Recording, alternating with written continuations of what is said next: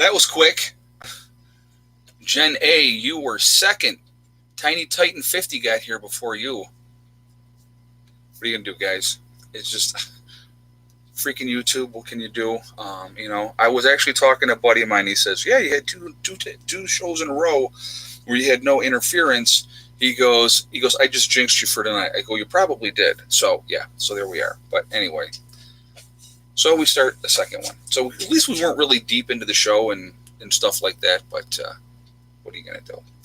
So anyway, once again, I will say if there is any interruption in this, hopefully we do not have one. I will get right back on as soon as I possibly can. So I just want to let you guys know that ahead of time, again, just in case. So you may have to come back to the channel to look for me. You may not get notification. Okay, so sorry, I hate this stuff. Cannot stand it. Drives me out of my mind because it's such a ridiculous thing that happens. But nothing much I can do about it, so I just have to deal with it. So anyway, I should probably call YouTube at some point and be like, why are you screwing with my stuff? Because I'm telling you, when I tell you it is not on my end, it is not on my end. Okay, so anyway, so we're going to be talking about the aftermath of Hurricane Laura and what people are dealing with and stuff like that. And I got some really good information that I want to share with you. Again, firsthand knowledge from somebody that has been through not one, but not two, but three hurricanes, okay, from a Category 3 to a Category 5. So I'm going to share that information with you as well, okay? But anyway, so before we get into that, I wanted to talk about the situation that happened here and moving forward.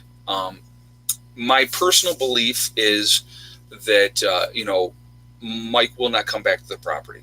He's not welcome to come back to the property, number one, but I don't think he will come back anyway.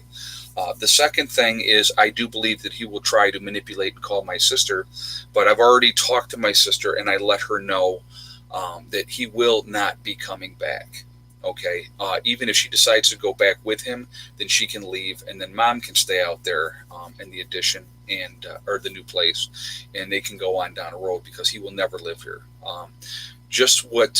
I'm always a big believer in giving people second chances, sometimes even third chances, and believe me, he's on past his third chance. And I thought that, my thinking was I'm doing this for mom and I'm doing it for Becky. Okay, and so unfortunately, he was coming along with that package deal. And, there have been issues ever since the beginning of this. And so, it happens. But I think in reality, I think I'm going to tell you what's going to happen. He'll realize that my sister's not going to take him back because I really do believe she's done. And I'm going to tell you why in a second. I really do believe that she's done. And I think he will latch on to the first barfly that he can find. He will move in with her because he doesn't have any place to go. And like I said, he has no vehicle. And he's up in Rochester at the moment. So whenever he gets done with that, and then he's going to have to deal with what he's done, okay? Karma is a very, very vicious monster, okay? And I think, they call those the chickens coming home to roost, and that's what they've done in this situation. He was talking to lots of other women online. My sister actually had a face-to-face FaceTime conversation with a woman that he had been talking with. The first thing the woman says to my sister, "You're not 600 pounds. And my sister goes, "What?" He was telling this woman that my sister was 600 pounds, that she was mean, that she, maxed out all his credit cards, and, he's worked so hard. And, again, he's the victim. So we got to remember this. That's that mindset. Hey, Mountain Girl, just donated 100 to your website. Great channel. Thank you, my dear. I really appreciate that. Thank you so much. And thank you for the donation here as well. But thank you for that over there as well. I appreciate that.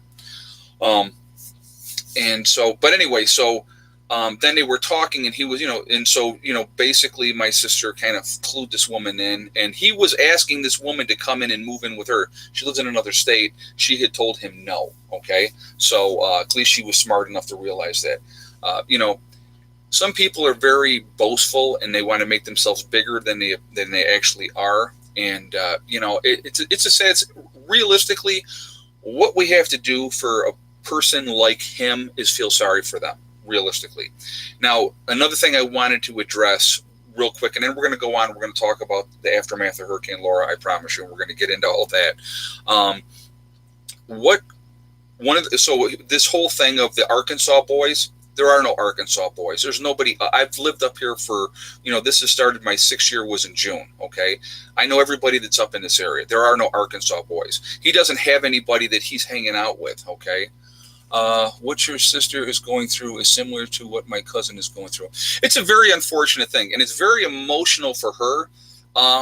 She had said to my mom, she said, you and Ed are so happy that he's gone or be gone. She goes, my whole world has been destroyed because, that manipulation and everything that goes along with those toxic, volatile relationships. It's just it's not a good thing. It's not a good thing at all. But anyway, a person like that, you have to feel sorry for.